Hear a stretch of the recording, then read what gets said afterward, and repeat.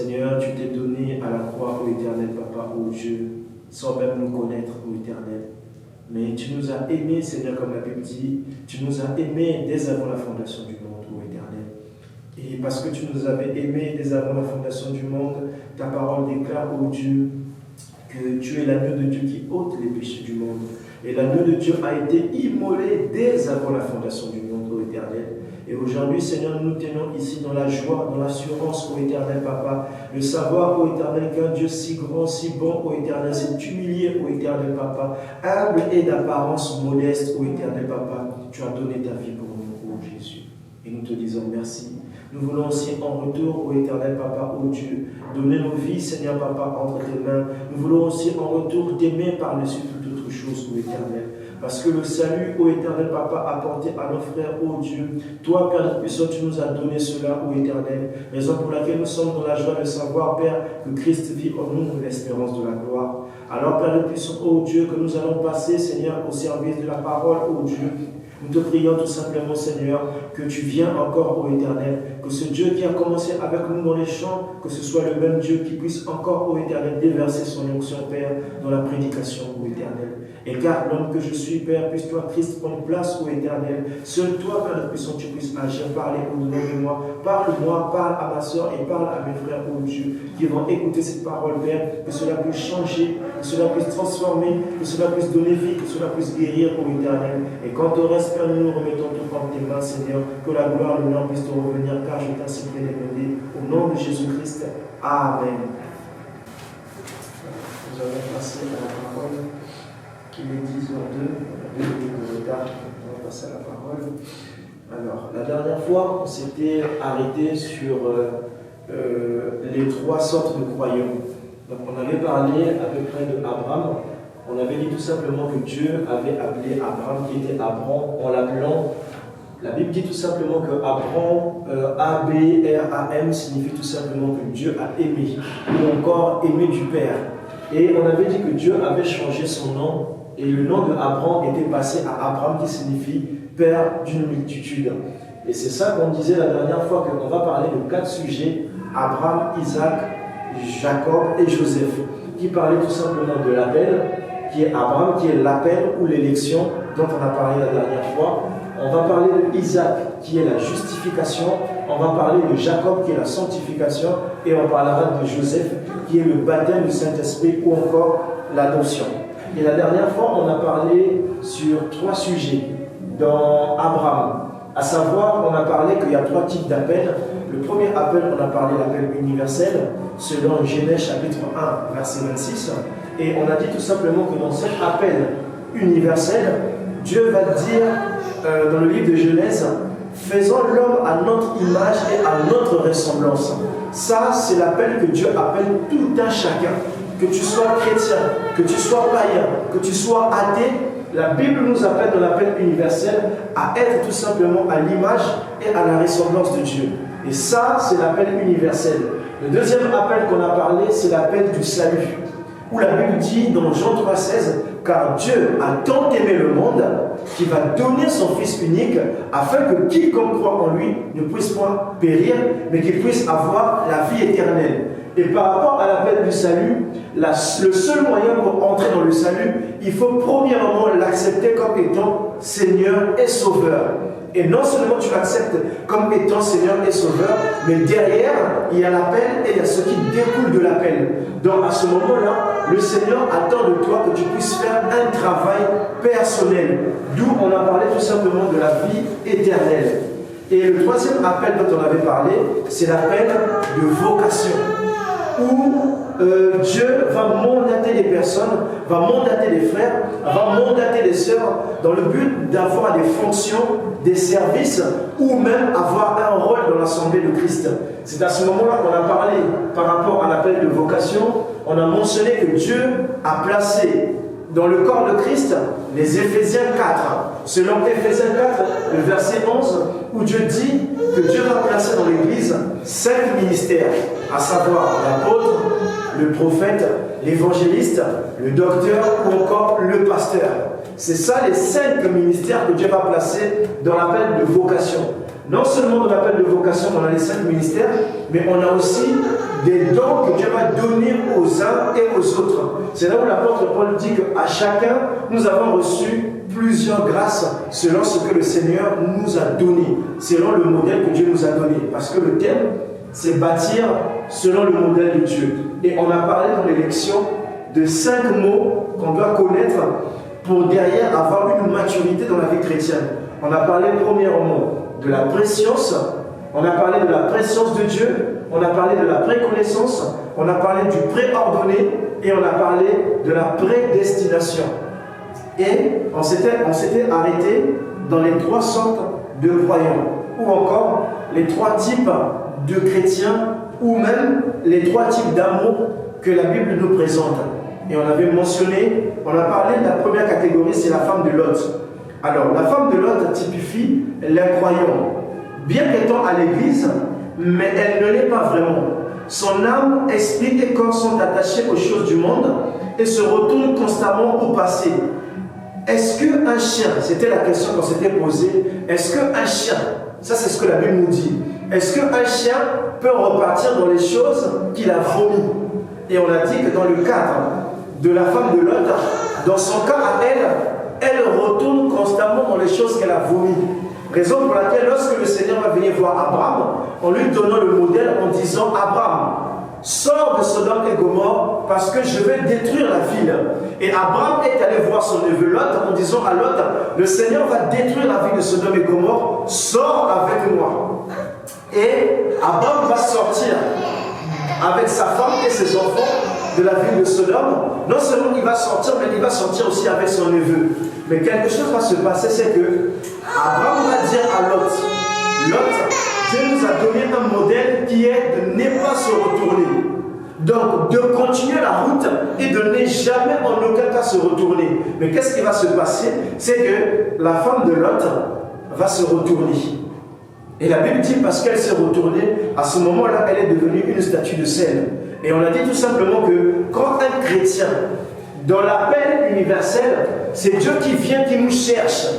Parce qu'il nous a aimés. Ça, c'est ce qu'on avait dit dans Abraham ou dans Abraham. C'est Dieu qui a aimé. C'est Dieu qui nous a aimés. Et comme il nous a aimés, il vient dans l'appel universel nous chercher. Et lorsque Dieu vient nous chercher, il nous dit, veux-tu m'accepter comme étant Seigneur et Sauveur?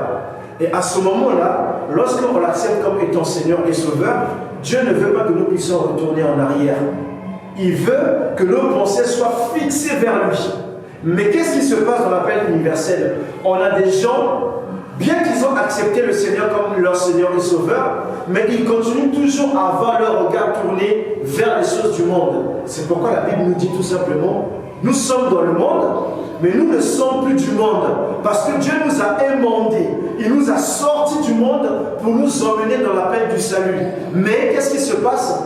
Des frères et des sœurs sont constamment dans les choses du monde.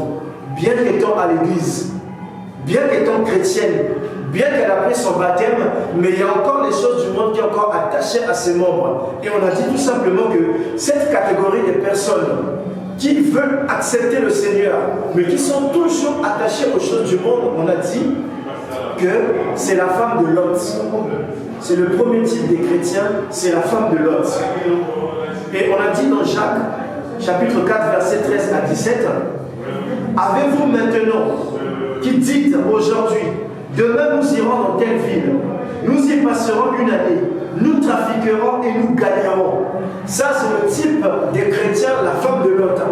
C'est-à-dire ils pensent qu'à leur lendemain, ils pensent qu'à amasser de l'argent, ils pensent qu'à travailler, ils pensent qu'à se satisfaire, ils pensent qu'à leur passion. Et c'est ce que la Bible nous dit tout simplement ici. À vous maintenant qui dites aujourd'hui ou demain, nous irons dans telle ville. C'est-à-dire à vous qui sont en train de planifier les choses. Moi demain je serai ci, demain je ferai ci, demain je ferai comme ça. La Bible dit à vous qui dites que j'irai dans telle ville. Nous passerons une année ici, nous trafiquerons et nous gagnerons. Non, j'aurai un travail, non, j'aurai ceci, cela, non, j'aurai une maison, non, j'aurai une famille. Ce sont des choses bien.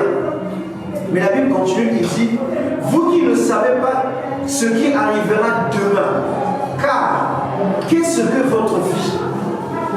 La femme de Lot, dans le cas de la femme de Lot, elle se dit que non, ma vie, elle est comme ça, je continue encore à me satisfaire, je continue encore à vivre dans les plaisirs du monde. Ici, la parole dit, qu'est-ce que est ta vie?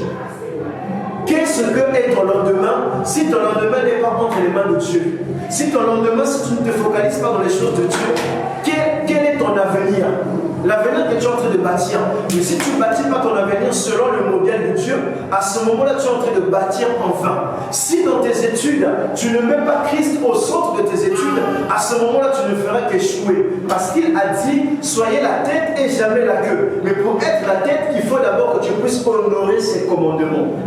C'est pourquoi il va continuer, il dit, vous êtes une vapeur qui paraît pour un peu de temps et qui ensuite disparaît.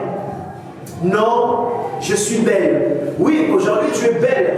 Tu parais aujourd'hui belle. Tu parais aujourd'hui en bonne santé. Tu parais aujourd'hui en forme. Tu parais aujourd'hui jeune. Mais la Bible dit tout simplement que vous ne savez pas que vous êtes tout simplement une vapeur. Donc aujourd'hui tu es là, tu es bien. Mais tu ne sais pas que le malheur arrivera un jour. Et pour ce malheur-là, il te faut être en contact. Il te faut bâtir selon le modèle afin que Christ puisse être celui qui pourvoit à tes besoins. Là où tu vas t'arrêter, à ce moment-là, Christ prendra la relève. Et il continue, il dit tout simplement, il dit, vous êtes une vapeur qui paraît pour un peu de temps et qui ensuite disparaît. Tu étais jeune, tu avais la force. Ça, c'était pendant un peu de temps. Mais tu ne sais pas que cette force-là, un jour, ça va te perdre. Raison pour laquelle il dit tout simplement, jeune, fouillez les passions de la jeunesse. C'est-à-dire, dans ta jeunesse, tu te dis, non, mais je dois profiter de la vie, je dois connaître les femmes, je dois connaître ci, je dois connaître ça. Comme ça, une fois que je vais accepter le Seigneur comme étant mon Seigneur et Sauveur, à ce moment-là, je n'aurai pas regretté. La Bible dit tout simplement que tu ne pourras pas racheter le temps. Mais il dit, c'est ce moment-là, c'est maintenant qu'il te faut fournir des efforts. C'est maintenant qu'il te faut entrer dans la présence de Dieu en t'abandonnant totalement. Et il dit, vous devriez dire au contraire, si Dieu le veut, nous vivrons et nous ferons ceci ou cela. Voilà le modèle que Dieu nous donne en tant qu'un chrétien. Si Dieu veut, je serai ingénieur dans 2 ou 3, 4 matins. Si Dieu veut, je serai un docteur. Si Dieu veut, je serai un serviteur de Dieu. Si Dieu veut, je serai ci. Si Dieu veut, j'aurai une maison. Si Dieu veut, si Dieu veut, si Dieu veut. Mais nous, qu'est-ce que nous faisons? Non, je vais faire. Je vais poser telle action et j'aurai ça. J'ai envie de me marier. La Bible ici dit, si Dieu veut que tu puisses te marier, à ce moment-là, il te permettra que tu puisses te marier. Mais avant cela, Dieu veut d'abord voir premièrement le modèle. C'est-à-dire, as-tu accepté le modèle que Dieu va te donner, comme la femme de Lot? Dieu lui donne un modèle de ne pas se retourner, mais malheureusement, elle est tellement attachée aux choses du monde qu'elle revient constamment. Tu es chrétien, mais est-ce que tu es toujours attaché aux choses du monde? Tu es à l'église, depuis que tu as accepté le Seigneur comme étant ton Seigneur et Sauveur, depuis que tu as pris ton baptême, il n'y a aucun changement dans ta vie. C'est parce que tu ne bâtis pas ta vie selon le modèle. Et il faut que tu puisses donner ta vie et que Dieu puisse conduire ta vie. À ce moment-là, Dieu voudra te faire du bien. À ce moment-là, Dieu rendra ton nom grand. C'est le désir de Dieu. Et n'oublions pas que nous sommes dans le type de Abraham. Et Dieu dit à Abraham, sors de ton pays, va vers le pays pour moi l'Éternel, je te donnerai, je rendrai ton nom grand. C'est-à-dire, j'ai une bénédiction à te donner, mais avant que je puisse laisser cette bénédiction, je veux d'abord te voir dans le modèle. Et si tu n'es pas dans le modèle, à ce moment-là, je ne pourrai pas traiter avec toi. Et combien de nos frères, comme de nos sœurs, Dieu ne peut pas traiter avec eux parce qu'ils ont leur propre modèle. Ils ont leur propre conception, ils ont leur propre imagination. Ils se disent qu'aujourd'hui, si j'arrive, c'est parce que je suis encore capable. Non, mon frère, un jour, tes forces vont t'abandonner. Raison pour laquelle, attends-toi, garde tes yeux fixés vers le Seigneur. Et on a dit, dans le verset 17e, c'est lui donc qui sait faire ce qui est bien et qui ne le fait pas commet un péché. C'est-à-dire, tu connais ce que la parole de Dieu te dit de faire. Supposons que la parole te donne un modèle en te disant, mon frère, tu dois lire la Bible. Mais toi, tu ne lis pas ta Bible. À ce moment-là, la Bible dit que tu connais le bien, mais tu ne le fais pas, tu commets un péché. Or, le péché, on a dit tout simplement, dans la paix universelle, c'est l'état d'un être qui est un animal. Et non seulement un animal, mais la Bible dit qu'un animal, une personne qui est la femme de l'autre, il y a 3 choses. Ou même, je dirais, 4 choses qui est attachée à elle ou qui est attachée en ses membres. La première chose qu'on retrouve dans le titre de la femme de l'autre, premièrement, c'est la nature du péché. La nature animale. C'est-à-dire, tu es dépourvu de sens. Les choses que tu fais sont immorales. En fait, tu as envie de faire le bien, mais tu te retrouves constamment dans les mauvaises choses. Tu ne t'es jamais demandé la question pourquoi, alors que j'ai envie de faire le bien, alors que j'ai envie de marcher selon la parole de Dieu, selon le modèle, mais c'est plus fort que toi. Pourquoi? Parce que tu es encore dans le type de la femme de l'homme. L'incroyant. Tu es encore un incroyant. Et à ce moment-là, il y a 4 choses qui sont attachées à toi. Premièrement, tu as encore en toi une nature animale. Et c'est cette nature animale qui fait que tu puisses être colérique. C'est cette nature animale qui fait que derrière, tu puisses être impoli. C'est cette nature animale qui fait que derrière, tu ne puisses pas honorer tes parents. C'est cette nature animale qui fait derrière que tu puisses avoir toutes ces pensées qui ne sont pas conformes à la parole de Dieu. C'est cette nature animale qui fait que tu puisses pécher constamment sans te repentir. C'est cette nature animale qui fait que tu puisses tomber sans que tu puisses te relever. Ça, c'est la première nature de la femme de Lot. La deuxième nature de la femme de Lot, c'est la folie. C'est-à-dire, tu ne peux point raisonner. On a beau bien te montrer la parole de Dieu, mais derrière, malgré qu'on te montre la parole de Dieu, à ce moment-là, qu'est-ce que tu fais? Tu ne fais que débattre avec la parole de Dieu. Pourquoi? Parce que la folie est attachée dans tes membres. Tu es encore une personne fou, tu es encore une personne folle. Raison pour laquelle tu n'arrives pas à croire la parole de Dieu. Raison pour laquelle tu n'arrives pas à avancer dans ta marche chrétienne. Et on a parlé encore dans la troisième nature de la femme de Lot, c'est la mort qui est attachée dans ses membres. Quand tu es un incroyant, en réalité, tu n'es pas encore en vie. Tu es morte. Raison pour laquelle toutes les choses que tu fais ne marchent pas parce que la mort est attachée à toi. Et tout ce que tu essaies d'amasser derrière, qu'est-ce qui se passe? La mort entre. Tout ce que tu as envie de faire, qu'est-ce que tu fais? L'échec entre. En fait, ce n'est pas de ta faute. C'est parce que tu es encore dans le type de la femme de Lot. Tu es encore morte spirituellement. Et Dieu veut venir te sortir de cette mort spirituelle pour te faire entrer dans la vie éternelle. Et la quatrième chose qu'on a parlé par rapport à la femme de Lot, et vous allez constater, c'est que la femme de Lot, dans son langage, dans ses argumentations, dans ses dires, elle parle constamment du passé, sans parler de son présent, sans parler de son futur. Ce sont des catégories de personnes qui vont te dire, hier, quand j'étais en Afrique, j'étais un bon soldat chrétien. Je donnais si aux pauvres, je jeûnais, je priais, je me consacrais. J'étais là, je cherchais constamment la sanctification. Je chantais, j'étais serviteur de Dieu. Mais maintenant que tu es arrivé ici en Europe, quel est ton langage? Est-ce que tu parles toujours dans le passé ou tu es en train de bâtir ton présent pour que demain Dieu puisse travailler dans ton futur?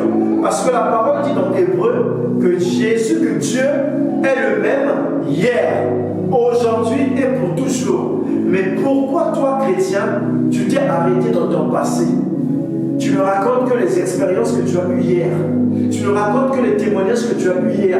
C'est parce que derrière, tu es dans la catégorie de la femme de Lot. Tu ne peux avancer. Parce que tes yeux sont toujours tournés vers les choses qui sont passées. C'est pourquoi tu les entends. Les témoignages qu'ils vont donner. Oui, mais moi, dans le temps quand j'étais jeune, j'allais à l'église. Je n'étais jamais en retard au service.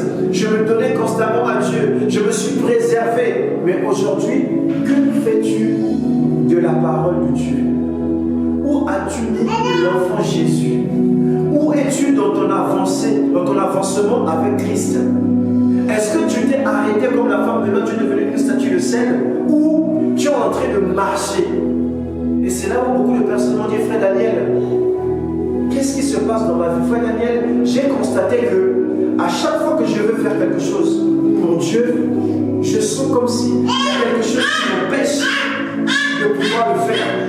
À chaque fois que j'essaie d'avancer avec Christ, il y a quelque chose qui m'empêche de pouvoir le faire. Pose-toi la question, ma soeur.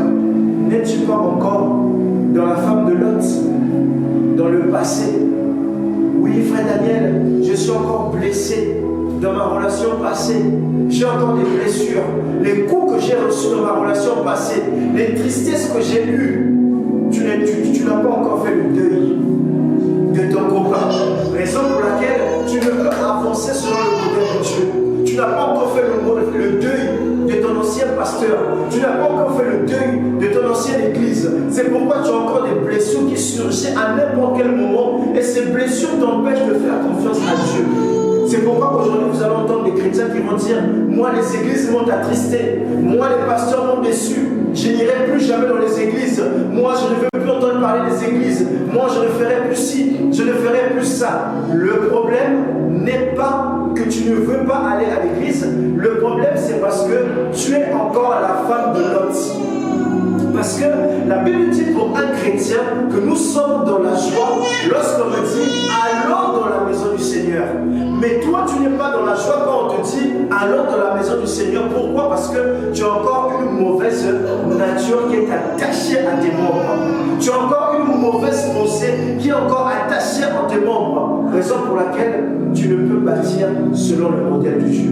Or, aujourd'hui dans l'appel universel, Dieu vient chercher des femmes et des hommes qu'il veut faire entrer dans le rythme pour qu'ils puissent bâtir selon le modèle de Dieu.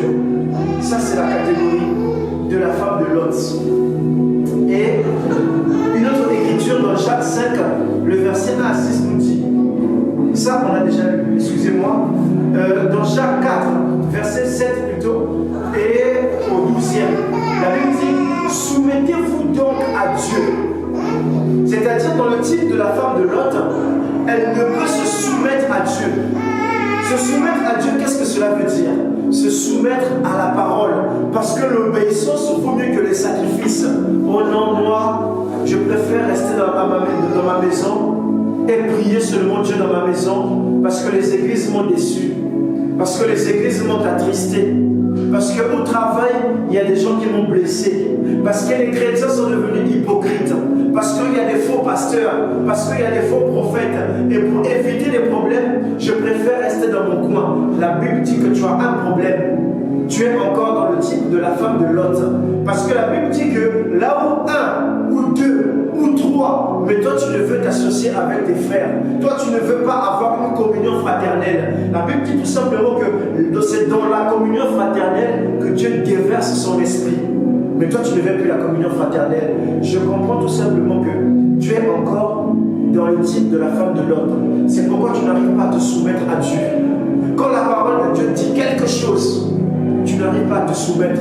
Et c'est dans l'appel de vocation qu'on a dit selon Éphésiens chapitre 4 que Dieu a mandaté des hommes pour conduire l'église. Non pas des femmes qui vont conduire les églises, parce que l'apôtre Paul nous a donné un modèle en disant tout simplement qu'il n'est pas permis à la femme de prendre autorité dans l'assemblée des saints. Et si tu étais un chrétien, un véritable, dans l'écriture de Jacques, la Bible dit soumettez-vous donc à Dieu.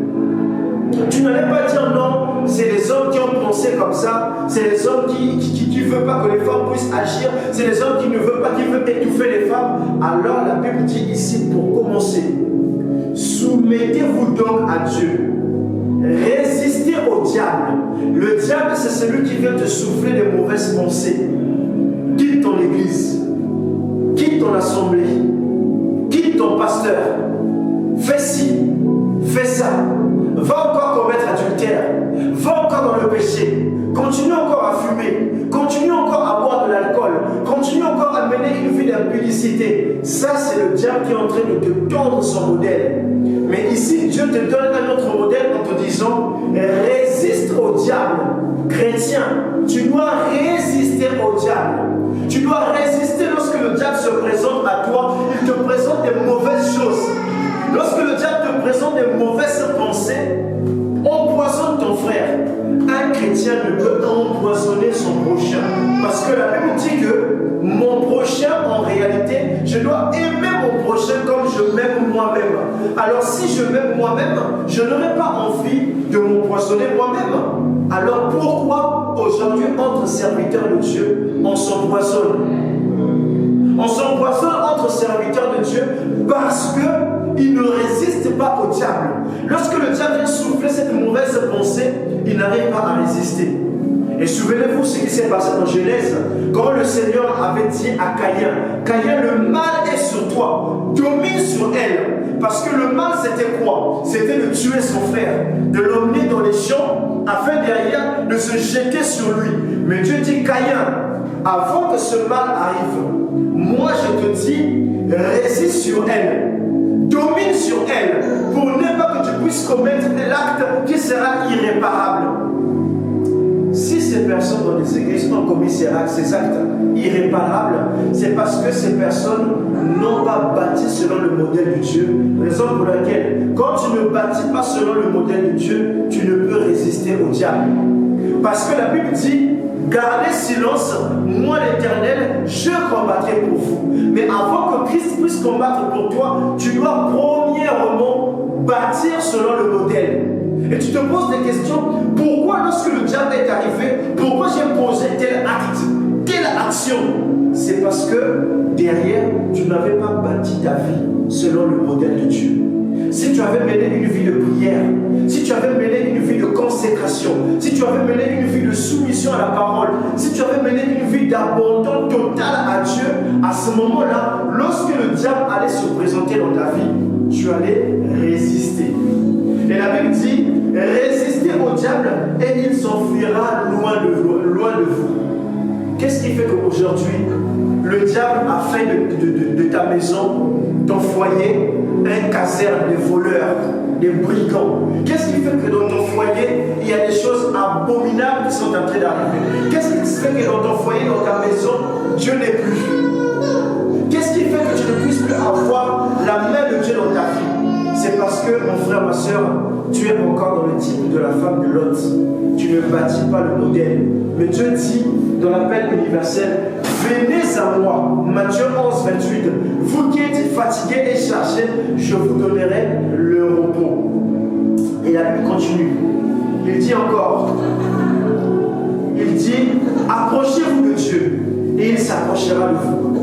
Mon frère, toi qui as commis un péché, toi qui penses que Dieu ne peut plus te pardonner, toi qui penses que Dieu ne peut plus agir dans ta vie, toi qui ça fait des années où tu n'entends plus la voix de Dieu, toi qui ça fait des années où tu ne sens plus la présence de Dieu, ici Dieu dit, approchez-vous de moi, viens à moi tel que tu es. Et à ce moment-là, Dieu aussi s'approchera de vous. Il dit, nettoyez vos mains, pécheurs, purifiez votre cœur, homme irrésolu. Sondez votre miséricorde, soyez dans le deuil et dans les larmes, que votre rire se change en deuil et votre joie en tristesse. Humiliez-vous devant le Seigneur. Mon frère, dans la catégorie de la femme de Lot, il n'y a point d'humilité. Or, la Bible nous dit que l'humilité, c'est celle qui précède la gloire. Tu veux que le Seigneur puisse te bénir. Tu veux que le Seigneur puisse derrière faire du bien à ta famille. Tu veux que le Seigneur puisse guérir quelqu'un dont tu veux voir la main de Dieu dans sa vie. Tu veux avoir la guérison divine. Tu veux avoir la foi. Tu veux avoir une relation personnelle avec Dieu. La Bible dit tout simplement, commence par l'humilité. Humilie-toi devant la parole de Dieu. Humilie-toi devant les hommes de Dieu. Quand la parole de Dieu est présentée, il te faut accepter premièrement la parole de Dieu, telle que Dieu veut que tu puisses l'accepter. Mais avant ça, Dieu te dit d'abord l'humilité. Raison pour laquelle quand Dieu est venu voir Abraham, il dit, Abraham, sors de la maison de ton père. Abraham n'avait pas un problème avec son père, mais il lui dit, sors de la maison de ton père. Et Abraham a accepté de sortir de la maison de son père par humilité. Et souvenez-vous encore de Marie. Lorsque l'ange est venu voir Marie, en lui disant, Marie, En fait, tu vas porter l'enfant Jésus en toi. Par humilité, Marie a obéi, a accepté la parole de Dieu. La parole que l'ange lui a donnée, a accepté la grâce de Dieu. Mais aujourd'hui, qu'est-ce qu'on constate? Lorsque la parole de Dieu est prêchée, ton cœur est encore dur. Tu ne veux pas renoncer aux mauvaises choses. La vie de débauche, tu ne veux pas encore renoncer. La vie de péché, tu ne veux pas encore renoncer. La vie de critique, les calomnies, les injures, tu ne veux pas encore renoncer. Mais tu es toujours attaché à cette mauvaise fréquentation qui te tend vers le mal. Femme de Lot, sors de cette situation. Humilie-toi. Et la Bible dit tout simplement encore, ne parle point en mal des autres. Et il dit, frère, celui qui parle mal d'un frère ou qui juge son frère parle en mal de la loi et juge la loi. C'est-à-dire, toi qui as l'habitude de parler en mal du frère, toi qui as fait un modèle dans ta maison, toi qui as fait un système d'aller achoper les frères en racontant les témoignages des autres frères, des autres sœurs. La Bible dit de ne point juger le frère, de ne point juger la sœur. Tu as pris le péché d'un frère. Qu'est-ce que tu fais? Dieu t'accorde la grâce de voir le mal de la personne. Tu dois maintenant aller prier pour la personne, intercéder pour que Dieu puisse faire quelque chose, pour que Dieu puisse intervenir dans le cas du frère, dans le cas de la sœur. Mais toi, tu es devenu un spécialiste en mal, un rapporteur, calomniateur. Et là, si tu calomnies encore, si tu critiques encore, si tu parles encore en mal de ton frère, de ta sœur, comprends tout simplement qu'en réalité, tu es encore un incroyant. Parce que le chrétien ne fait que parler en bien de son frère. Il ne fait que témoigner. Et souvenez-vous, frère Branham nous dit, lorsque le témoignage divin a été donné, le témoignage divin de l'apôtre Paul, il n'était jamais question de ses erreurs. Lorsque les apôtres, les disciples étaient en train de parler de leur témoignage, on n'a point mentionné leurs erreurs. C'est-à-dire au milieu de nous, au milieu des chrétiens, il ne doit qu'y avoir des bons témoignages les uns les autres. Il nous faut avoir des bons témoignages de nos frères, de nos sœurs. Tel frère, c'est un bon frère. Telle sœur, c'est une très bonne sœur. Mais nous, qu'est-ce qu'aujourd'hui nous faisons? Oh, le frère là-bas. Oh, mais c'est lui le diable. Le frère là-bas. Oh, mais c'est lui qui fait ci. Le frère là-bas. Raison pour laquelle l'Église va de mal en mal. Raison pour laquelle il y a des clans. Il y a des inimitiés. Et Dieu veut que nous puissions sortir de ce modèle que le diable nous a donné afin d'entrer dans son modèle, à savoir parler en bien de mon frère. Et la Bible dit que si tu n'as rien de bon à dire au sujet de ton frère, alors tais-toi. Mais tu n'as pas un sujet, tu vas commencer à inventer. Tu deviens un colporteur, un rapporteur. Mon frère, le modèle que tu es en train de bâtir n'est pas un modèle selon la parole de Dieu. Et je comprends tout simplement que tu es encore la femme de Lot. Tes yeux sont encore tournés vers la folie. Tes yeux sont encore braqués vers les choses charnelles. Et Dieu veut te faire sortir de cet endroit. La Bible dit que celui qui parle mal d'un frère ou qui juge son frère, tu es devenu un juge de ton frère. Or lui, ce n'est pas un homme de Dieu. Or lui, il ne peut avoir Dieu. Or lui, il ne peut avancer avec Dieu. Elle, le Seigneur ne peut pas l'utiliser. Oh non, mais pourquoi? Pourquoi Dieu ne peut pas utiliser tel frère? Pourquoi Dieu ne peut pas utiliser telle sœur? Raison pour laquelle ici la parole de Dieu nous dit de ne point juger. Au travail, tu ne dois pas juger. À l'école, tu ne dois pas juger. Dans ta maison, tu ne dois pas juger ton mari. Parce que la Bible nous dit que l'amour ne soupçonne point. L'amour supporte tout. Si ton frère t'a fait du mal, la Bible nous dit pardonne nos offenses comme nous pardonnons aussi ceux qui nous ont offensés. Mais il te faut maintenant manifester l'amour. Il dit celui qui parle mal d'un frère ou qui juge son frère parle mal de la loi et juge la loi. Or, si tu juges la loi, tu ne peux pas observer la loi. Tu n'es pas observateur de la loi, mais tu en es juge. Et Dieu ne veut pas que nous puissions être des juges de la loi. Parce que lui-même nous a fait la grâce en nous donnant son Fils unique. Mais cette grâce, aujourd'hui, tu ne veux pas que cette grâce arrive dans la maison de ton frère. Aujourd'hui, tu ne veux pas que cette grâce arrive dans la maison de ta soeur. Je comprends tout simplement que tu as encore un problème, femme de Lot. Tu es encore attaché dans la nature animale. Tu es encore attaché dans la folie du monde. Tu es encore attaché dans le mal. Alors sors de ce système. Et aujourd'hui, on va parler encore du deuxième type, qui est Lot. On a parlé de la femme de Lot, qui est le premier type, l'incroyant. C'est-à-dire qu'elle ne croit pas. Pourquoi elle ne croit pas? Parce que nous avons cité toutes ces choses qui sont encore attachées à ses membres. Or, le deuxième type, c'est Lot. Lot, comme on l'a dit, Lot est le type du soi-disant croyant. La Bible dit dans Apocalypse, parce que tu n'es ni chaud ni froid, je te vomirai. Ça, c'est le type de Lot. Lot est ni chaud ni froid. Il est à l'église, mais il n'est ni chaud, mais il n'est ni froid. Il est pasteur, mais il n'est ni chaud, il n'est ni froid. Il conduit les champs, il n'est ni chaud ni froid. Pourquoi? Parce qu'il a deux positions. Lot est encore assis sur deux chaises. J'ai envie de servir Christ. Mais derrière, si je sers Christ, le petit copain qui me paye mon loyer, comment je vais faire pour payer mon loyer? Si je sers Christ, ma famille va me haïr. Et à ce moment-là, je n'aurai plus certains privilèges. Comment je vais accepter? Si je sers Christ, à ce moment-là, comment les gens vont me voir? Comment les gens vont me traiter? Je n'aurai plus le même respect dans la société.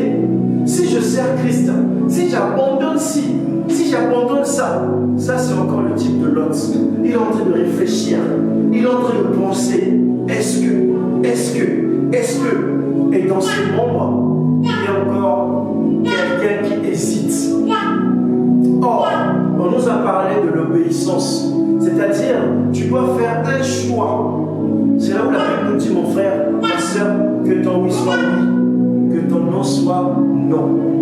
Mais dans le type de Lot, tantôt il dit oui, tantôt il dit non. Veux-tu être un chrétien? Oui. Mais dans ses actions, dans ses habitudes, tu sens qu'elle a dit non. Ça, c'est le type de Lot.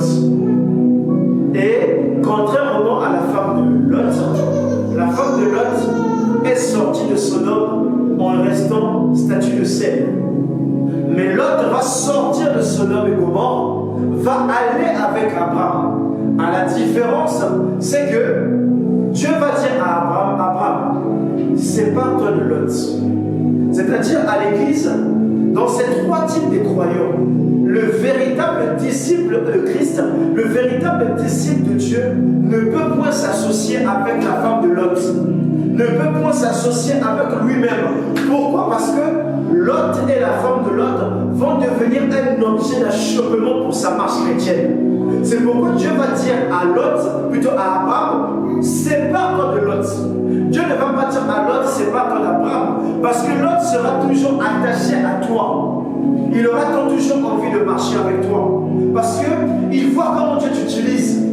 Il voit comment Dieu te parle. Raison pour laquelle il a envie de bénéficier de cette grâce. Il a envie de bénéficier de la présence de Dieu. Parce qu'il sait que si toi tu pries pour lui, à ce moment-là, il aura solution à ses problèmes. Il sait que si derrière il a un problème grave, il peut t'appeler et tu vas prier et Dieu va intervenir. Parce qu'il sait que tu as une relation avec Dieu. Raison pour laquelle l'autre ne veut pas s'attacher à toi. Raison pour laquelle aujourd'hui dans nos églises, il y a des frères Lot, il y a des femmes Lot qui sont tellement attachés au pasteur au lieu de s'attacher à Dieu, mais ils vont tellement s'attacher au don, au pasteur. Raison pour laquelle Dieu va susciter un vent qui va les faire sortir de l'église. C'est pourquoi Dieu va dire à Abraham, sépare-toi de Lot. Mon frère, Lot, ça peut être la musique que tu écoutes, la musique mondaine, les Koffi Olomide, les Fally Ipupa, les Werason, les Ferringola, les Justin Bieber, les Johnny Hallyday, les Chris Brown, toutes ces musiques-là, profanes, en réalité c'est Lot. Pourquoi? Parce que tantôt tu écoutes les musiques de Dieu, mais à un moment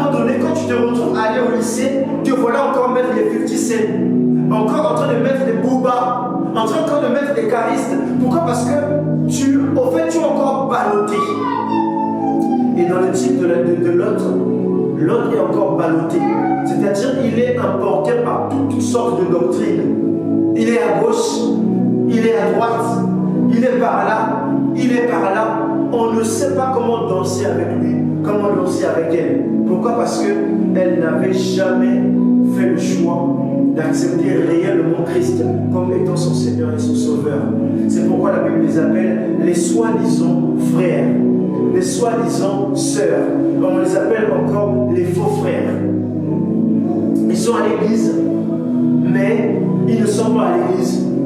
Ils sont avec vous, mais ils ne sont pas encore avec vous. Et, comme je disais, dans le type de Lot, il va se séparer d'Abraham, comme les Hébreux du temps de Moïse.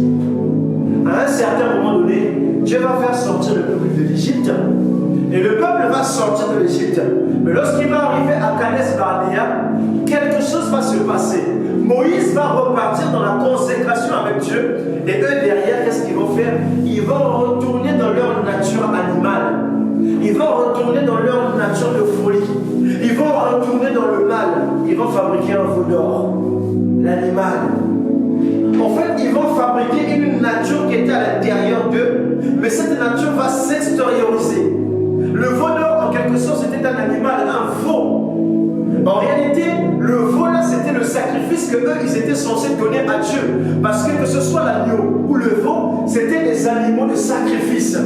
Et Dieu attendait, comme on avait dit tout simplement dans Exode 25, le verset 1, que Moïse doit prélever de tout homme une offrande. Mais eux, qu'est-ce qu'ils vont faire? Au lieu d'apporter l'offrande, leur corps, leur temple, comme la Bible dit dans Romains, ne saviez-vous pas que vous êtes le temple du Saint-Esprit, là où Dieu habite? Mais eux, ils n'ont pas le Saint-Esprit en eux, ils ne sont pas le temple du Saint-Esprit, raison pour laquelle, au fait, ils sont des animaux. Et comme leur nature est animale, à ce moment-là, ils ont envie d'extérioriser cette nature animale. Raison pour laquelle, lorsque l'homme de Dieu s'est écarté d'eux, lorsque Abraham s'est écarté de l'autre, l'autre a commencé à manifester sa vie de débauche.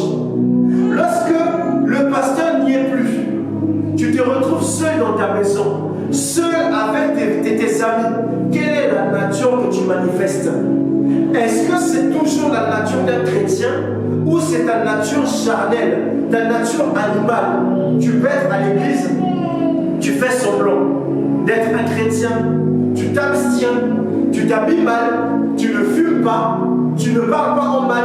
Mais lorsque tu sors de l'assemblée de Dieu, tu arrives dans ta maison, tu es celui qui regarde des films pornographiques. Tu es celui qui parle en mal de ton frère.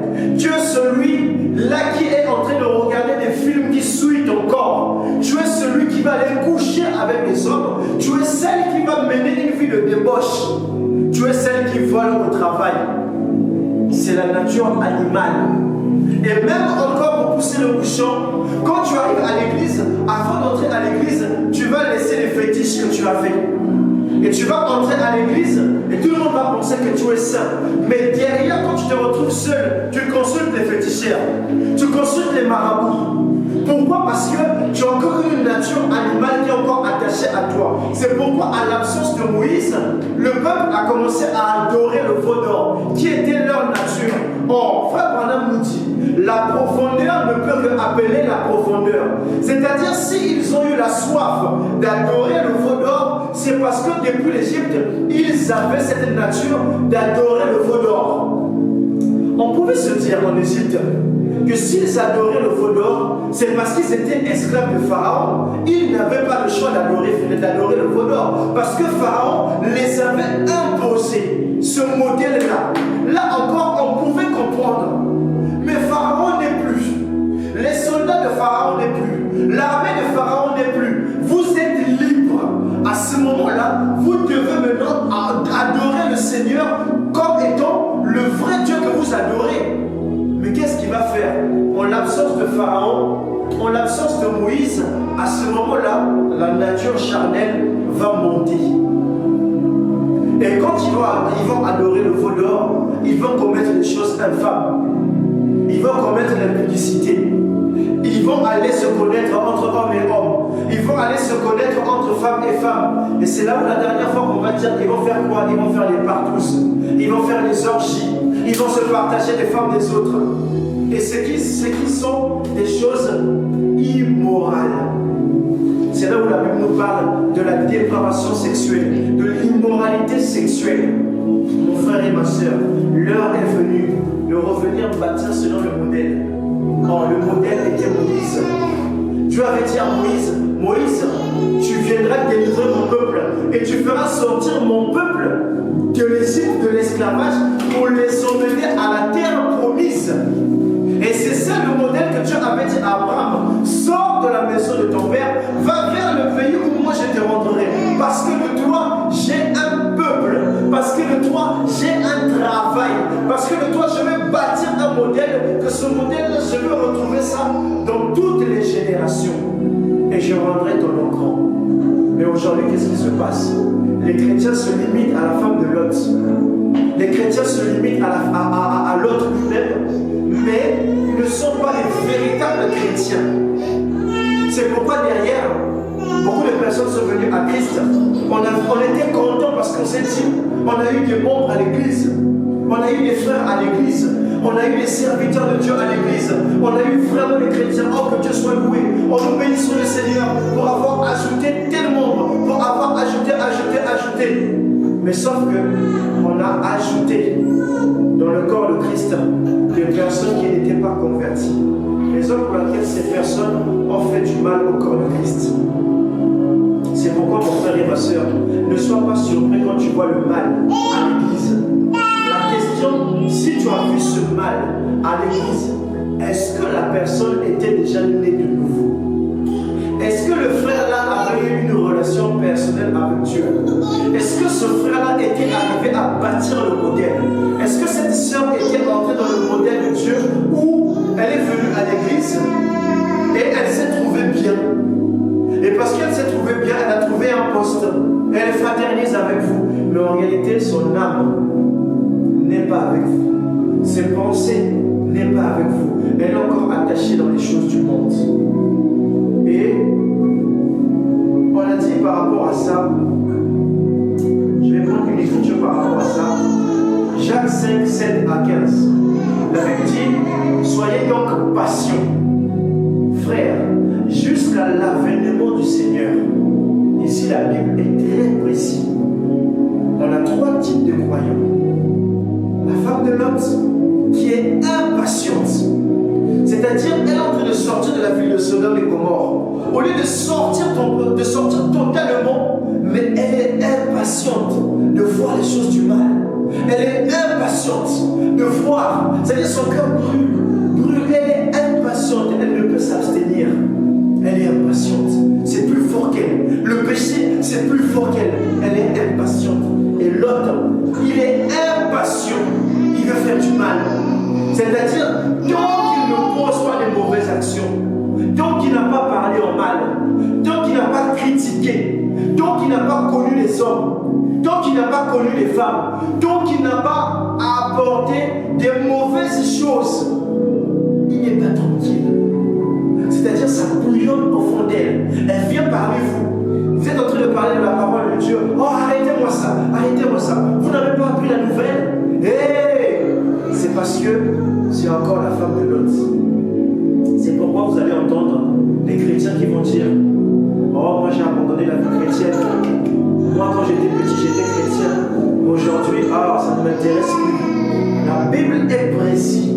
Soyez donc patients, frères et sœurs, jusqu'à l'avènement du Seigneur. Aussi longtemps que Christ n'est pas revenu, Dieu veut te voir être patient. Dieu veut te voir toujours en train de bâtir selon le modèle de Dieu. Dieu veut toujours te voir dans la consécration. Dieu veut toujours te voir dans la vie de prière. Dieu veut toujours te voir dans les jeûnes. Dieu veut toujours te voir dans les communions fraternelles. Dieu veut toujours te voir en train de pratiquer le bien. Mais aujourd'hui, qu'est-ce que nous voyons? Hier, tu étais chrétien. Aujourd'hui, tu as abandonné. Tu n'es plus chrétien. Tu restes à la maison. Tu préfères écouter les bandes. Tu restes à la maison. Tu préfères suivre des pasteurs à gauche, des pasteurs à droite. La Bible dit ici, jusqu'à l'avènement du Seigneur. C'est-à-dire quand tu t'es engagé en disant j'accepte le Seigneur comme étant mon Seigneur et mon Sauveur. La Bible dit que cet engagement, ce vœu que tu as fait, te lie jusqu'à l'avènement. C'est-à-dire qu'il ne doit pas avoir une séparation. C'est pourquoi la Bible va nous dire quelque chose. Il dit que Dieu ne permet pas qu'il y ait le divorce. Il dit même dans la parole de Dieu que personne ne sépare ce que Dieu a quoi? A uni. Or, si Dieu a uni quelque chose, Dieu a accepté ce modèle-là, il voit que ce frère et cette sœur se correspondent. À ce moment-là, Dieu va unir. Et ce lien-là devient un lien sacré que aucun homme, aucun pasteur, aucun roi, aucune autorité ne peut séparer. Même Dieu lui-même ne peut aller au-delà de sa propre parole. Donc Dieu ne peut permettre qu'il y ait une séparation. C'est pourquoi ici, quand tu acceptes le Seigneur comme étant ton Seigneur et ton Sauveur, il y a une union. Il y a eu un mariage. Il y a eu un pacte. Il y a eu une alliance. Il y a eu quelque chose qui s'est contracté. Et Dieu dit, il va dire ici une seule chose, c'est que cette alliance, ce pacte, ce serment, ce vœu, cette union va dépendre, va aller jusqu'à la vie éternelle. Alors ma question, frère, pourquoi tu as abandonné la parole de Dieu? Sœur, pourquoi tu as renoncé à ton premier amour? Et c'est ce que la Bible nous dit. Pourquoi? Il dit, ce que j'ai contre vous, c'est que vous avez abandonné votre premier amour. Mais ici, il dit, si tu t'es attaché à ce premier amour, c'est jusqu'à l'avènement du Seigneur. Alors j'aimerais te dire, mon frère et ma soeur, patiente encore, attends encore, sois patient, sois tranquille. Et Habakkuk nous dit que même si la promesse, quelle promesse? De l'avènement du Seigneur que Jacques nous dit ici. Jusqu'à l'avènement du Seigneur. Et Habakkuk va dire que si cet avènement était en train de tarder, que si cet avènement du Seigneur était en train de prendre des années, que si même tu meurs, tu dois inculquer les principes chrétiens, les valeurs, le modèle à tes enfants, afin qu'ils ne puissent pas se détourner du modèle qui est nous sommes dans l'attente de la venue du Seigneur. Nous sommes dans l'attente de l'avènement du Seigneur. Mais aujourd'hui, toi tu étais chrétien, mais tes enfants sont les païens. Pourquoi? Parce que père, parent, tu n'as pas enseigné la parole. Mère, tu n'as pas enseigné les valeurs. Tu n'as pas transmis le modèle à tes enfants. Et ce jour-là, lorsque nous serions au ciel, tes enfants ne seront pas au ciel. Pourquoi? Parce qu'ils ont été impatients à la venue du Seigneur. Raison pour laquelle vous entendez souvent les gens dire « Nous sommes fatigués ». Depuis 1998, on nous avait déjà dit que Jésus-Christ reviendra bientôt. Et aujourd'hui, nous sommes en 2023. Il n'est toujours pas revenu. Ah, nous sommes fatigués. Nous sommes fatigués dans l'église. Depuis des années là-bas, depuis le pays, depuis que la parole était venue, depuis Koukabadeke, quand le message est arrivé, nous avons accepté le message. Nous allons aller à l'église. Nous avons parlé du message. Nous avons converti les âmes. Mais aujourd'hui, que fais-tu de la parole de Dieu? Mais aujourd'hui, que fais-tu du message du temps du soir? Aujourd'hui, que fais-tu de la venue du Seigneur? Le problème, c'est parce que tu t'es écarté du modèle. Ici, Jacques nous donne un modèle. Sois patient jusqu'à quand? Jusqu'à hier. Sois patient jusqu'à ce que Dieu te bénisse. Sois patient jusqu'à ce que Dieu t'utilise. Sois patient jusqu'à ce que la Bible nous dit ici. Sois patient jusqu'à l'avènement du Seigneur.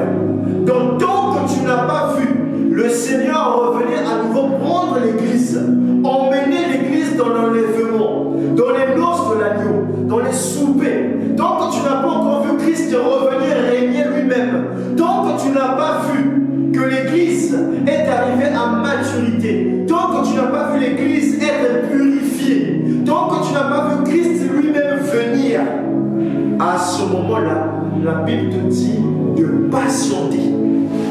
Alors mon frère et ma soeur, j'aimerais te donner un nouveau rôle. Toi qui cherches un rôle, toi qui cherches quelque chose à faire pour que tu sois agréable à Dieu, voilà le rôle que Dieu te donne. Persévère jusqu'à l'avènement du Seigneur. Les difficultés vont venir, les coups bas vont venir, la tristesse va venir, le chagrin va venir, mais Dieu te donne un modèle. Et quand il dit ici la patience, c'est parce qu'à un moment donné, derrière, tu seras empressé. Tu vas t'empresser de faire certaines choses, mais toutes les choses que tu vas faire en tant qu'un chrétien, il faut que ces choses te poussent à persévérer jusqu'à ce que Christ vienne te chercher. Et aussi longtemps que Christ ne vient pas te chercher, mon frère, j'aimerais te dire, persévère. Tu as perdu un membre, c'était difficile, c'était un coup. Souvenez-vous de Job. La Bible dit tout simplement que Job va perdre sa richesse. Il va perdre même la joie du salut. Job va perdre ses richesses, il va perdre ses enfants, il va perdre même son statut social. Même ses amis vont dire Job, en gros, abandonne, laisse le Seigneur, ne sois pas persévérant. Mais Job va continuer à persévérer. Job va continuer à s'attendre au Seigneur. Aujourd'hui, mon frère, si Dieu ne te parle pas, si Dieu ne t'utilise pas, c'est parce que quelque part tu n'as pas été patient. Quelque part tu t'es retrouvé dans le type de Lot.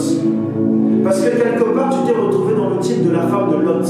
Or, Dieu veut te voir dans le type d'Abraham. Abraham qui a manifesté la foi, qui a manifesté la patience. Parce que Dieu lui avait dit, je rendrai ton nom grand. Mais comment se fait-il, toi, Dieu? Tu viens, tu veux me rendre mon nom grand. Mais derrière, ma femme est stérile. Sarah est stérile. Comment derrière j'aurai une postérité? Comment derrière je serai père d'une multitude? Abraham s'est retrouvé dans l'équation difficile de sa vie. Au lieu de douter, la Bible dit qu'Abraham n'a point douté, mais il consultait Dieu à chaque fois. Seigneur, est-ce que Ismaël est le fils que tu attendais? Est-ce que Ismaël est le fils que tu voulais que je puisse avoir? Mais Abraham va rester patient. Abraham va attendre. Raison pour laquelle il est un modèle du père de la foi. Parce que Abraham a manifesté la foi. Et comme on a dit, Abraham c'est l'appel. Donc dans ton appel, Dieu veut voir la patience. Dans ton appel, Dieu veut voir quoi? Il veut voir la fidélité. Raison pour laquelle on a parlé de la couleur bleue qui signifie la fidélité. Dans ton appel, Dieu veut voir l'harmonie. Il veut voir l'amour. C'est cet amour qui fera que tu puisses supporter tout. C'est là où la Bible nous dit l'amour supporte tout. Et dans une écriture, la Bible dit fais l'œuvre d'un évangéliste. Et il dit supporte la souffrance. Dans une autre version, il dit encaisse la souffrance. Dans une autre version, il va dire endure.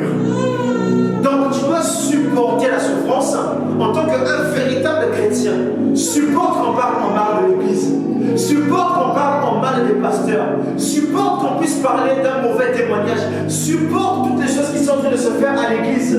Mais que cela ne puisse pas déstabiliser ta foi. Mais que cela ne puisse pas te déstabiliser dans ta marche chrétienne. Que cela ne puisse pas te déstabiliser dans ta relation. Que cela ne puisse pas te déstabiliser dans le modèle que tu t'es fixé de bâtir.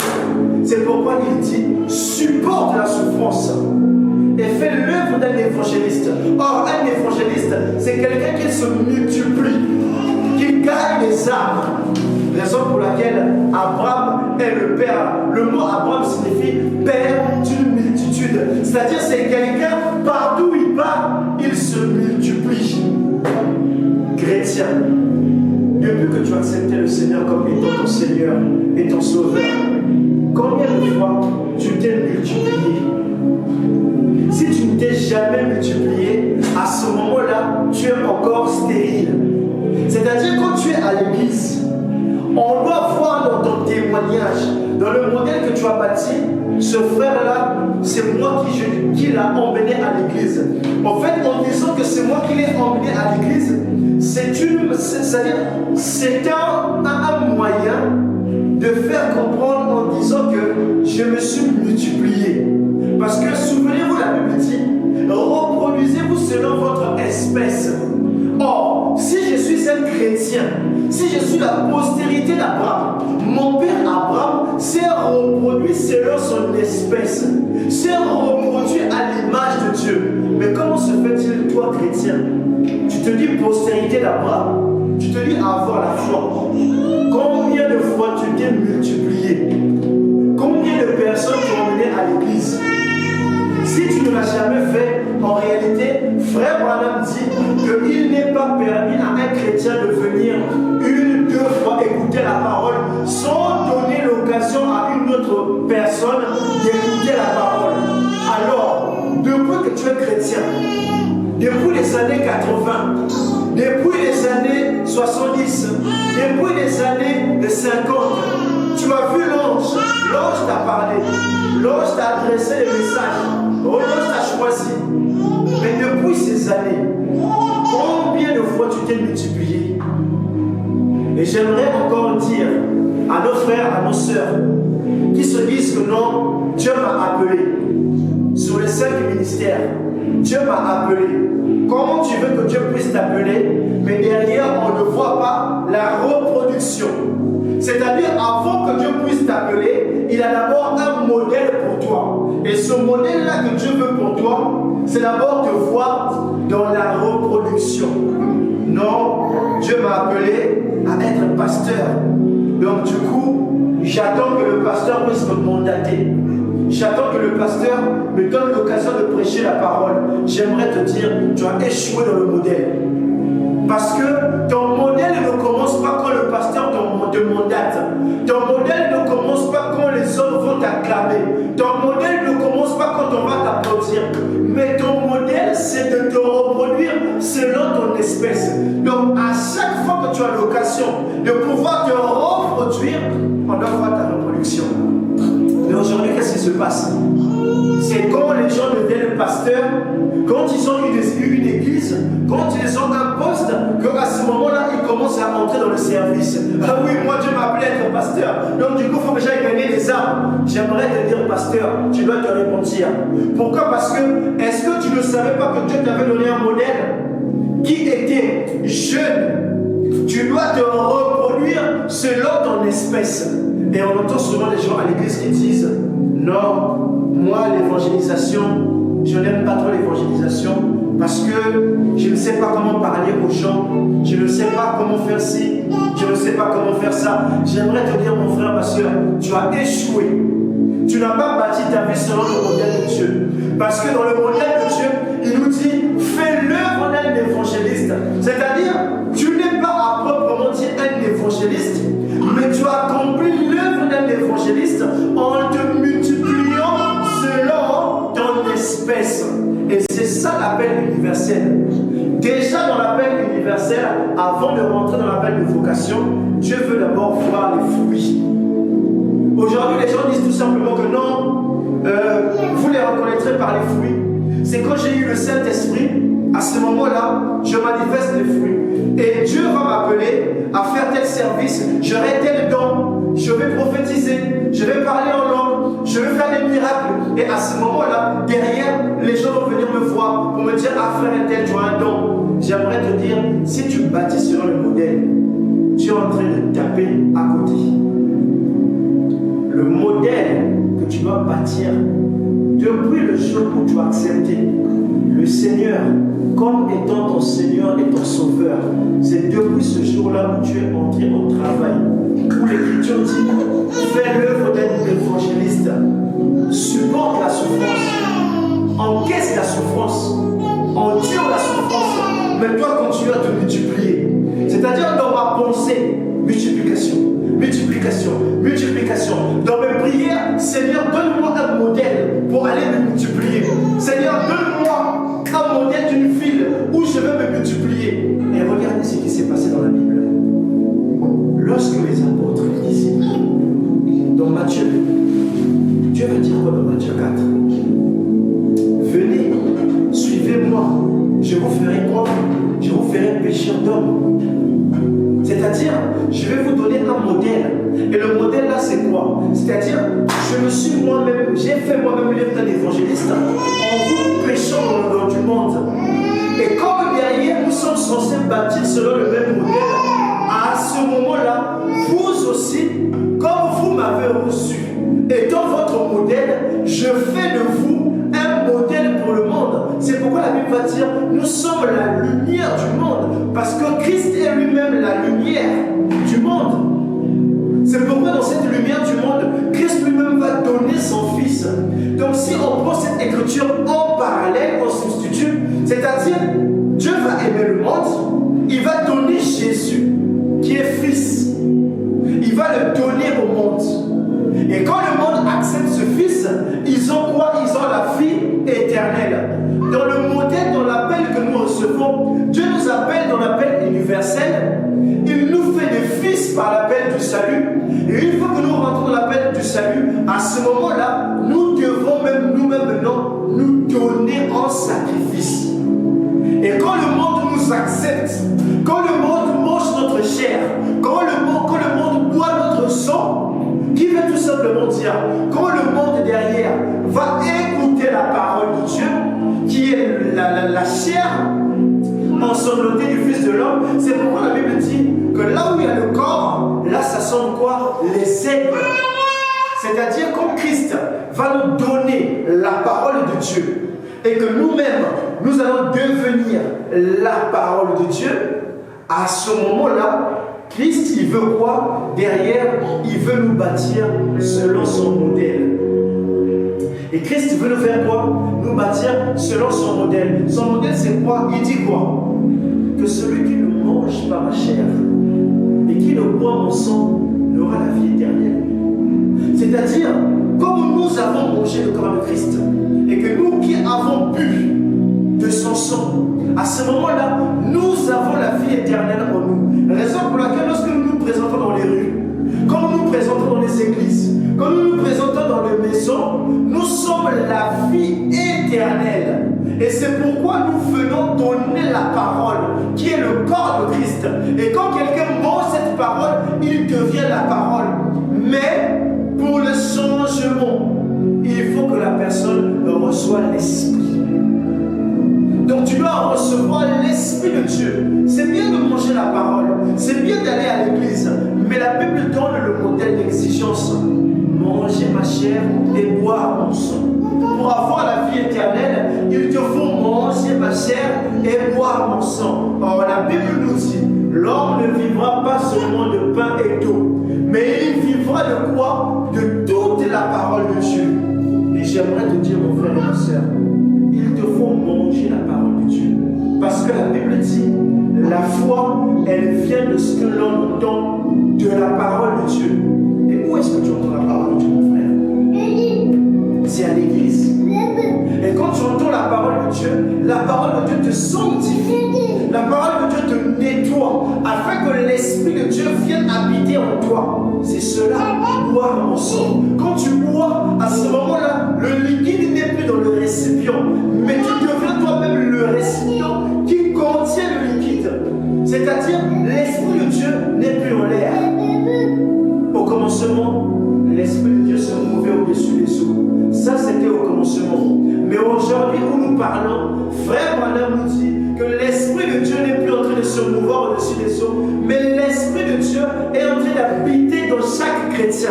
Donc Dieu est en train de roucouler la terre. Il est en train de chercher la terre. Il est en train de chercher un frère et une sœur en disant tout simplement que la lumière soit.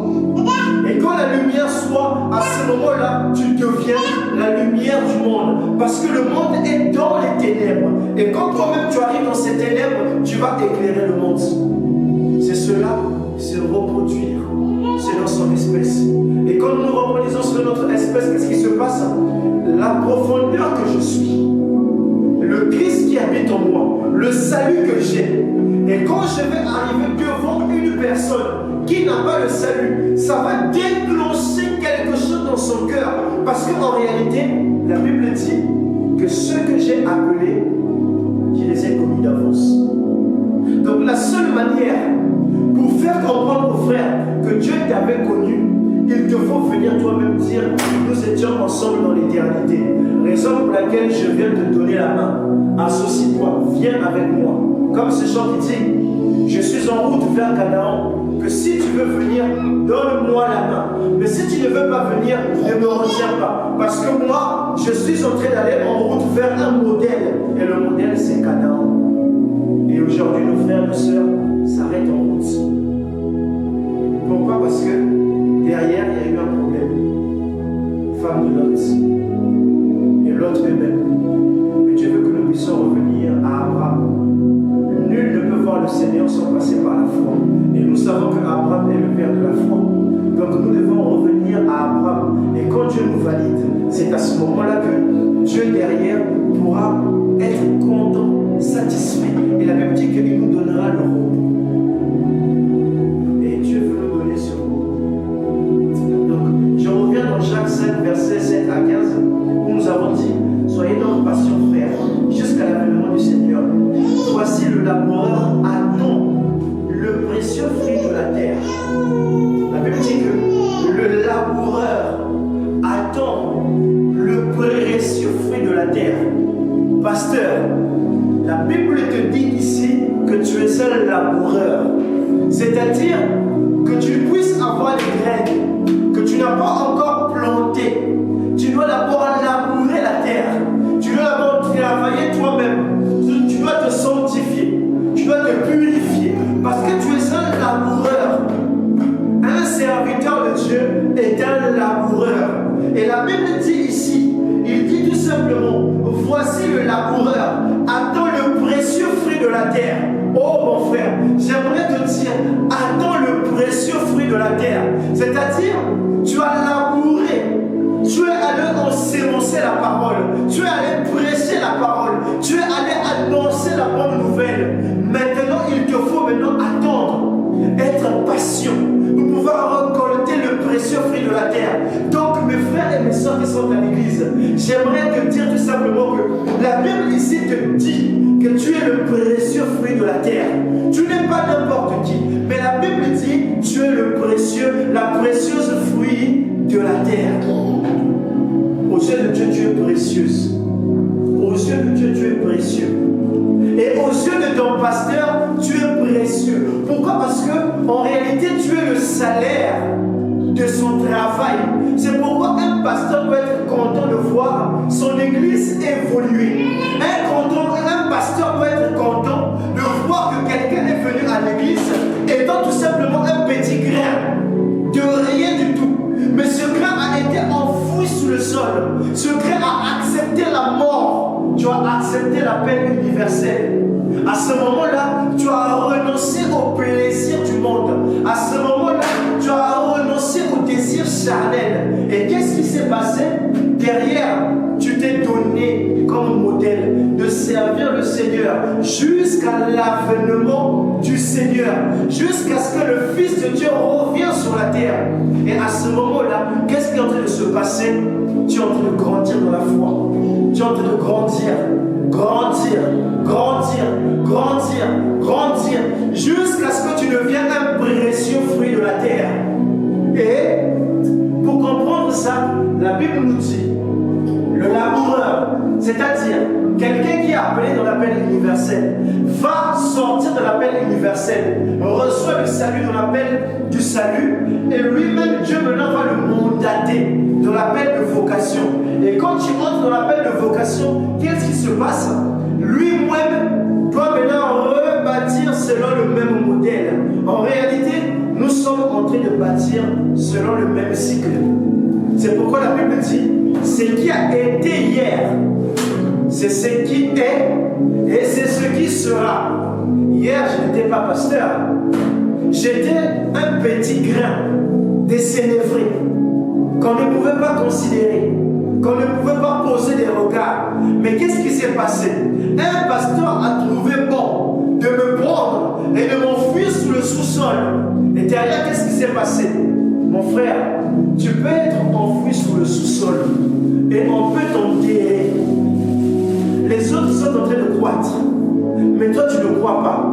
Et qu'est-ce qui va se passer? Le laboureur va se dire, oh mais c'est bizarre, j'ai planté les grains dans cette terre, mais pourquoi il y a seulement la terre là-bas qui est en train de produire des fruits. Et ce parcelle-là n'arrive pas, ce côté-là n'arrive pas à produire des fruits. J'aimerais te dire tout simplement que le panier circule. Tu dois être quoi? Tu dois être patient. Frères et sœurs, sois patient pour te marier. Frères et sœurs, sois patient pour servir le Seigneur. Pasteur, deviens patient. Parce qu'un berger est patient pour paître le troupeau. Raison pour laquelle la Bible nous dit tout simplement que les laboureurs attendent le précieux fruit de la terre. Je suis content de savoir que Dieu m'a dit que je suis un laboureur. Et qu'aujourd'hui, je peux avoir 2 personnes à l'église, 3 personnes à l'église, 4 personnes. Je peux être à l'église que moi et ma femme, ou moi et mon fils, mais je suis content de savoir que même si la promesse est en train de tarder à venir, aussi longtemps que je me considère comme étant un laboureur, j'attends précieusement, avec patience, les fruits de quoi? De la terre. Or, la Bible dit que la terre, c'est nous-mêmes. C'est-à-dire, j'attends mon propre fruit. Je suis un arbre qui attend tout simplement mon propre fruit. Raison pour laquelle je vous ai dit qu'un chrétien n'est pas stérile. Un chrétien se multiplie. Un chrétien se fructifie. Quand tu donnes un à un chrétien, il vient avec une multitude. Raison pour laquelle aujourd'hui dans le message, il n'y a plus de multiplication. Pourquoi? Parce que les pasteurs ne se considèrent plus comme des laboureurs. Ils sont devenus intolérants.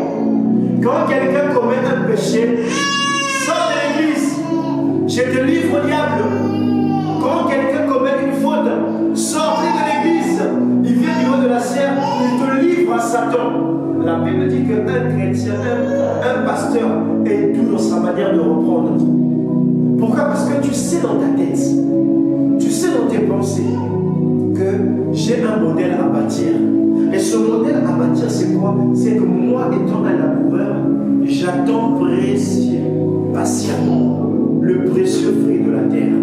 Pasteur, toi qui es fatigué, tu as fait des efforts depuis des années, mais tu ne vois pas que ton église n'avance pas, ton église n'évolue pas, tu as que les mêmes membres. J'aimerais te féliciter et t'encourager en te disant, pasteur, la Bible nous dit ici, réjouis-toi, laboureur, attends précieusement le précieux fruit de la terre, attends patiemment le précieux fruit de la terre. Sois encouragé, fortifie-toi et prends courage. Et la Bible dit, soyez donc patients jusqu'à l'avènement du Seigneur. Voici le laboureur attend le précieux fruit de la terre. J'aime trop cette écriture. Il dit, prenons patience à son égard jusqu'à ce qu'il ait reçu les pluies de la première et de l'arrière-saison. C'est ce que je disais. Quelqu'un vient d'accepter le Seigneur comme étant Seigneur et Sauveur. D'ailleurs, allez, abandonne les pantalons, abandonne les mèches. Ça, c'est pas la parole. Ça, c'est pas si. Frère Madame a dit ça. Là, tu es en train de condamner la personne. Tu n'es pas en train de faire du bien à la personne. Parce que la pluie de l'arrière-saison n'est pas encore arrivée sur cette personne. La Bible dit, frère Madame raconte une histoire lorsqu'il était parti quelque part vers les autochtones. Il arrive dans ce contrée-là, les femmes s'habillaient d'une manière indécemment. Elles étaient comme si elles étaient nues. Il y avait juste la partie qui se couvrait. Et frère Branham est allé là-bas pour pouvoir annoncer la parole. Frère Branham va dire une seule chose. Il va dire, lorsque ces personnes ont reçu la parole de Dieu et que le Saint-Esprit est descendu, ces personnes se sont senties nues et ont voulu couvrir leur nudité, ont commencé à fuir, à aller chercher un endroit pour se cacher. Pourquoi? Parce que le Saint-Esprit, la pluie de l'arrière-saison est tombée. Pasteur, pourquoi tu es en train de te battre avec tes brebis? Continue à labourer, continue à parler de la parole de Dieu, continue à donner le bon message, continue à avoir un cœur doux, continue à patienter, continue à supporter, continue à endurer, mais continue à faire l'œuvre d'un évangéliste. Parce que la parole que tu es en train de donner, c'est la pluie de l'arrière-saison qui va tomber. Or, frère Branham dit qu'aujourd'hui, nous avons reçu la pluie de l'arrière-saison. C'est pourquoi la Bible dit que les ouvriers de la première heure et de la 11e heure auront le même salaire. C'est pourquoi ici la Bible dit tout simplement, il dit jusqu'à ce qu'ils aient reçu les pluies de la première et de l'arrière-saison. Parce que l'apôtre Paul a donné les bases. Il a posé le modèle. Il a posé le fondement. C'est pourquoi l'apôtre Paul nous dit que même si un ange venez vous dire le contraire de ce que moi, apôtre Paul, je vous ai dit, qu'il soit anathème. Ça, c'est l'âge d'Éphèse, où les fondations ont été posées par l'apôtre Paul. Et frère Branham dit que si ceux de Paul sont entrés, les miens aussi entreront, parce que j'ai prêché exactement comme qui? Comme Paul. Parce que nous sommes la pluie de l'arrière-saison. Et la parole de Dieu est en train d'arroser.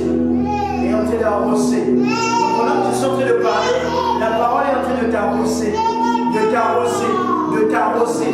Si derrière tu t'es préparé, si derrière tu t'es consacré, si derrière en toi, il y a la nature divine en toi, à ce moment-là, qu'est-ce qui se passe? La pluie de l'arrière-saison vient s'identifier à toi pour te faire croître, pour arriver à maturité. Alors la parole de Dieu est en train de te bénir. La Bible continue encore, il dit, vous aussi, soyez patients, affermissez vos cœurs. Chrétiens, chrétiennes, tu dois t'affermir.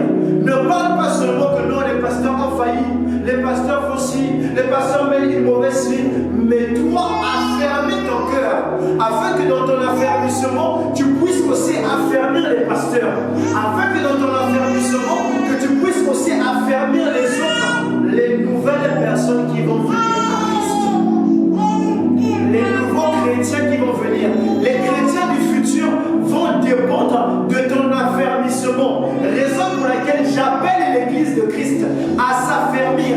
J'appelle le peuple de Dieu, j'appelle les fils de Dieu, j'appelle les filles de Dieu à s'affermir, à affermir leur cœur. Et la Bible nous continue, il dit, car l'avènement du Seigneur est proche. Oui, on nous a dit que Christ revient bientôt et qu'il est proche. Ça fait des années que vous avez dit ça. Ça fait des années que vous avez prêché la même parole.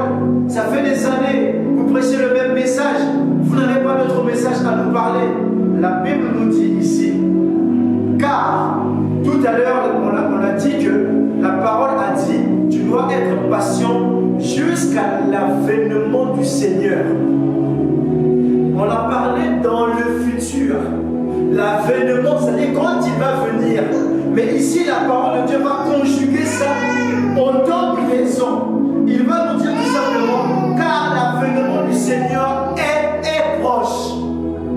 Il dit là-bas, patientez jusqu'à ce que le Seigneur arrive. Mais cette fois-ci, il dit tout simplement que la venue du Seigneur, elle est là, elle est proche. Et la Bible de l'Apocalypse, me voici, je me tiens à la porte, je frappe, je toque. Et celui qui m'entend ouvre, et j'entrerai, je souperai avec lui. Pourquoi? Parce que tu as préparé ton cœur. Et quand la pluie vient arroser, à ce moment-là, tu reçois la pluie de l'arrière-saison.